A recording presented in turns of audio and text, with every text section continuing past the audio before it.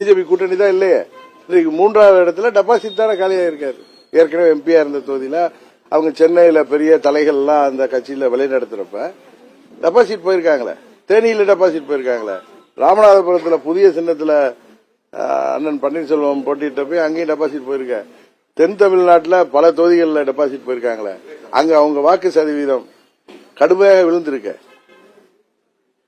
அதுபோல நீங்க சொல்ற மாதிரி அவர்கள் சிறுபான்மை வாக்குகள் விழாதுங்கிறதுக்கு தான் அவங்க பிரிஞ்சு போயிருந்தாங்கன்னா இன்றைக்கு அவங்க 2வது இடத்துக்கு நாள் வந்திருக்கணுமே.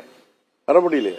நிறைய தொகுதிகளில் 3வது இடமும் 4வது இடமும் டெபாசிட் போய் தான் இருக்காங்க. இத்தனைக்கு அவங்க பல தொகுதிகளில் பண செலவு செஞ்சாங்க. பணபலத்தால் அவங்க ஜெயிச்செல்லாம் நினைச்சாங்க. ரெட்டையிலை காமிச்சு மக்களை ஏமாற்ற முடியல.